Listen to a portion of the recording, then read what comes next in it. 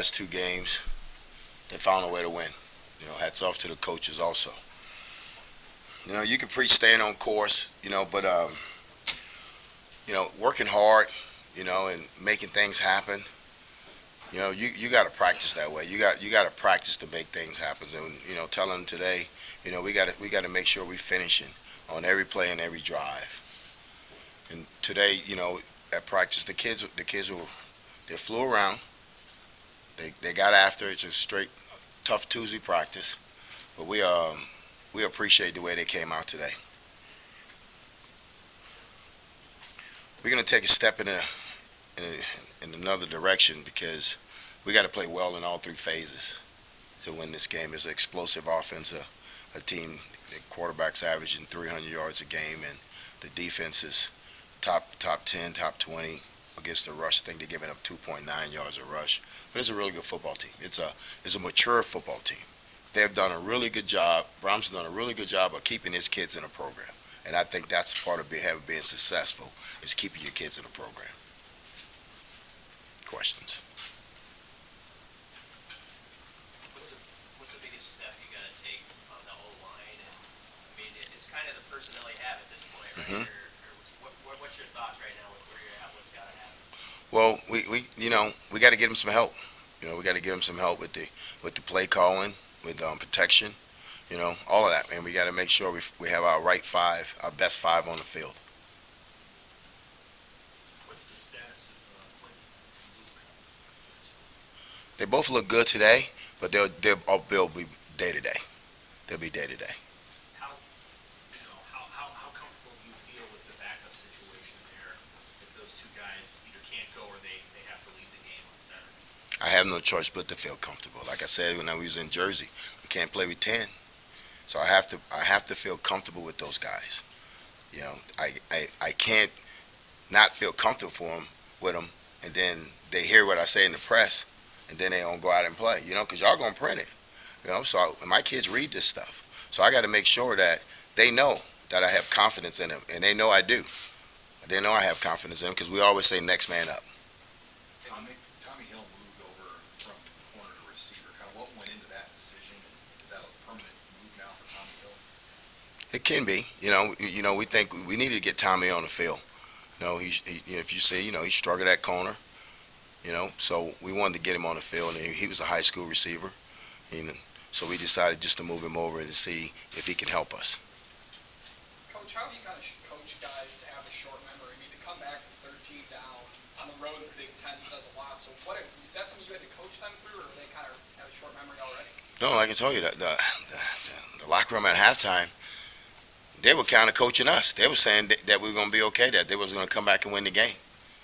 So what we were doing corrections and getting the game plan on the board. They was like, no, Coach, everything's going to be okay. We're going to come back and win the game. So they had a short memory. They know, hey, we played it. We're going to get it to the fourth quarter, and then we're going to finish. But they did it on their own. One more on Tommy. With the Quentin situation, was there any thought of moving back for a week, or is that not in the equation at all? No, it's not in the equation. Not this week. Not this week. Gabe Urban didn't appear in that game. What was the decision about that situation? Well, Gabe, we tried to see if Gabe would go. He's got that toe injury, so we tried to see if he was able to go, and he didn't look good in pregame. And one of my rules here, that the trainer don't tell me that the kid's ready to go. I don't say the kid's ready to go. The position coach don't say he's ready to go. The fans don't say he's ready to go. That kid tells me when he's ready to go, and he said he wasn't ready to go. And that's the way it's going to be as long as I stand in front of this team. Is there on the offensive line discussion, are you leaving open the possibility that could be rearranged in the game? Yes. I mean, 2019 at LSU, we had a different five every week. So with the injuries and everything's going to play right now, so it could be a different five. But we're going to get our best five though. When you look at that offensive line, when you try to hang your hat on something, what would be their strength? What can this group do if you put it all together? It's really week to week. What we need to do to win the game. If we need them to run block to win the game, they're going to run block. But if we need them to pass block, they would pass block. And they just got to continue to work. But, my thing is I think that they're really good run blockers, but they also can pass block also. We've been getting a lot of blitz. They've been heating us up a lot the last 2 weeks. So we're doing we're going to do a better job this week of ironing out the protection to give them some help. The pass rush kind of showed up there against Rutgers. I mean, how important has it been to rotate those guys, keep them fresh up front? We always talk about rotating them early and getting them to the full quarter so they can be fresh. So Doss did a really good job of rotating those guys. I think he played 5 edge rushers. And that's you got to play that when it's 80 snaps, maybe 60 to 80 snaps in a game. If you can get a kid in for 10 snaps, that speaks volumes. What's the momentum work? You guys win 2 in a row, now you're going on the road. How do you see that sort of manifesting in the league when you have that kind of? Well, like I said, we have a 24-hour rule, so we celebrate it for 24 hours. We come in Sunday and we put it to bed Sunday night, and we get back on Monday. So it's about preparing.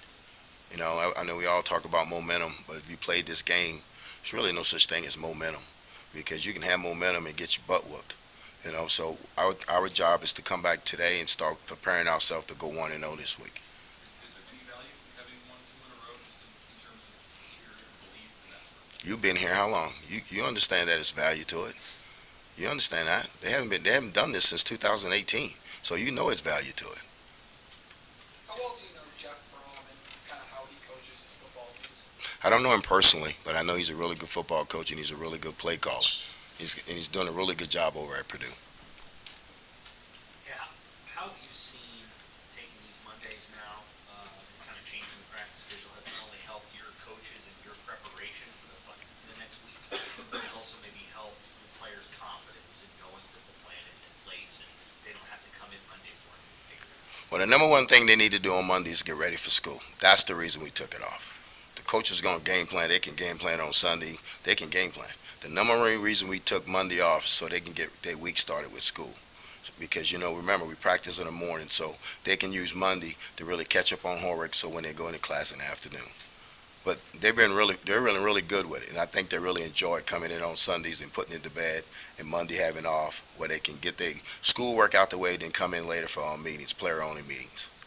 Has it been good for the coaches too that they can probably do some of the game planning on Monday? Well, this is a veteran staff. If they can do it on Sundays, they do a lot of work on Sundays. And Monday, there's just kind of putting the practice schedule together and getting practice together. But they do a lot of work on Sundays. But it helps them. You have to ask the assistant coaches, but I think it helps them.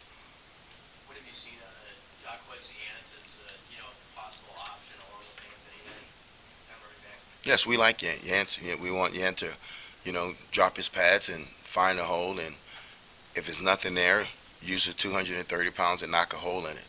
So we look for big things when Yant goes in the game. And we need Yant to pick it up a little bit when he goes in the game and move the pile. Hey, Mickey, what do you think about Purdue's quarterback? Conley's been around, like you said, he's a veteran. What impresses you? What jumps out at you when you watch him on tape? He's a 6-year kid. He's a 6-year veteran kid, so he's got to be 23, 24 years old. He don't make mistakes. When the ball's I always say the ball's always in the area code. It's always somewhere around the body. But he runs that offense well. He's been there for 6 years. So he's a really good quarterback. He gets them going. What do you think of the way your kids handled the atmosphere? It was a pretty decent crowd for Brooklyn. Now you're going to go sell out. How do you think you guys handled that and keep the boys? Well, I think the boys did a great job at Rutgers with the so-called sellout crowd. Because it wasn't a sellout. Let's be real about it. Okay, let's be real about it. It wasn't a sellout. So we hoping Purdue have a sellout. Okay, we hope Purdue has a sellout because at the end of the day, we embrace playing in a hostile environment. Chaos, we embrace that. Control chaos, we embrace that. And the kids, that really get their focus. How much do you play up sort of the stakes of the weekend? Two teams kind of first in the division, all that. Well, we talked to him about nobody's going to win the West October 15th. So it's the next game up. His job is to go 1-0 this week, but nobody's going to win the West on October 15th. So we're not looking down the line. We're looking at straight at Purdue. So tomorrow practice is the most important thing is Wednesday practice. Mickey, how's Casey health-wise? What's your level of concern with some of the shots he's taking? Casey's a tough dude. He's going to take shots. He plays quarterback, and we drop back, and we move the pocket, but he takes shots. I played option quarterback. I took shots, but Casey's a tough guy. He was on the ground. He said it was his left shoulder. I asked him, I said, "You throw with your right shoulder, right?" I said, "Okay, get up." And he got up. Casey's tough. Casey's gonna be to take those shots and get up. After the game, Kevin Warren came up and said something towards you, just anything silent that you talk about. Oh, you just said congratulations and just keep working. He's a good guy. Hey, Mickey, how's Mark Whipple? We saw him, he was on a little surgery scooter over the weekend at Maryland. Had a car crash, he got off the field. How's Coach Whipple doing? Has he been limited at all with what he's been able to do day to day? No. Whipple's fine. Whipple's fine. I mean, he's dealing with some things, but it's not getting in the way of him working. He's showed up for the game. We had to put him on a cart. I mean, Whipple's been coaching like 40-some years. He should get a card if he wasn't dealing with something. So Whipple's okay. Whipple's tough. Whipple's probably toughest dude on the staff. Nobody don't mess with Whip, so Whip's okay. I want you to ask him that question too, and then let him get after you. Coach, 3 interceptions against Indiana. You have one against Indiana, 3 against Rutgers. What do you think is it about your guys' ability to create turnovers since Coach Bush has taken over? Bush and Fish is doing a really good job with that back end. They really clean up the kids' eyes because you're gonna get more picks in zone coverage, and so they clean up their eyes. They're doing a really good job working together. It kind of reminds me when Bush was with Corey Raymond and LSU, that the kids are breaking on the ball. They're trusting what they see, and they're making plays. Kind of going off that, Coach, I mean, it's been since the third quarter against Oklahoma, so you guys have allowed a point in the second half. So, I mean, that was a problem for this team in recent years. So, what's been the change, you think, that's you guys been more successful just in the third and fourth quarter? Well, we made a change at defense coordinator. That's the change. You had a guy enter the portal today, but how have you felt about that, just that wide receiver room as a whole, and like where it is? I guess Bonner made the trip, on Friday, and just kind of what's your assessment of that whole group and what's happened? It's still a strong run. It's still a strong run.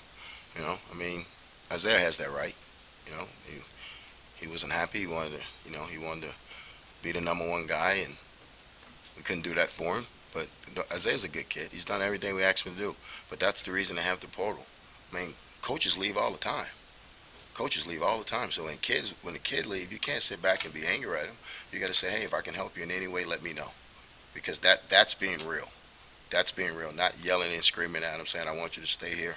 No, if they want to leave, then they have that right to leave. What do you see out of young Bonner? Bonner just got here. What's his potential? Oh, ceiling is high. Kid's going to be a really good football player. But we're going to put him out there when he's ready. Sophomore Manning with the on crutches on Friday. What's his? He's day to day. He got tackled on an over route and got his ankle caught up in the turf. So he's day to day. We'll see how he is at the end of the week. Coach, back-to-back second half shutouts. Has there been any thought to black shirts again, or is that still? No. All right, thank you, Coach. Thank you.